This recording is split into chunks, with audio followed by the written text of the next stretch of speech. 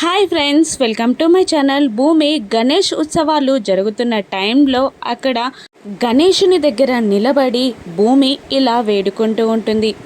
తండ్రి వినాయక స్వామి, మా అమ్మ శోభాచంద్ర నేను కళ్ళు తెరవక ముందే చనిపోయింది. ఇక మా అమ్మ శోభాచంద్రని నేను ఎన్నటికీ కూడా చూడలేను. కానీ మా నాన్నగారికైనా నన్ను దగ్గరగా ఉంచేలా చూడు తండ్రి, మా నాన్నగారికి నన్ను దగ్గర చేయి తండ్రి అని భూమి ఆ విఘ్నేశ్వరునికి వేడుకుంటూ ఉండగా రామలక్ష్మి భూమి మాటలన్నీ వినేస్తుంది. ఇక షాక్ అవుతూ ఉంటుంది. ఏంటి ఈ అమ్మాయి భూమి శోభాచంద్ర గారి కూతురా అని అంటూ పరుగు పరుగున రఘురాం జానకీల దగ్గరికి వచ్చి, అమ్మ నాన్న, అక్కడ ఎవరో శోభాచంద్ర గారి కూతురంట, వాళ్ళ నాన్నగారికి తనని దగ్గర చేయమని దేవుణ్ణి వేడుకుంటుంది అని రామలక్ష్మి రఘురాంకి చెప్పేస్తుంది. కానీ అప్పటికే రఘురాం శరత్చంద్ర అపూర్వలతో మాట్లాడుతూ ఉంటాడు.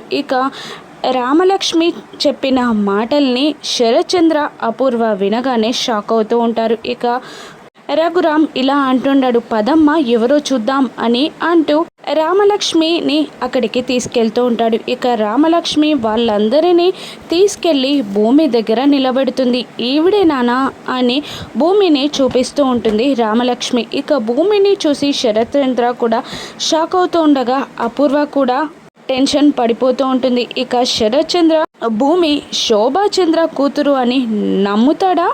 తన ఇంటికి భూమిని తీసుకెళ్లి మహారాణిని చేస్తాడా? అపూర్వ భూమిని ఏం చేయనుంది?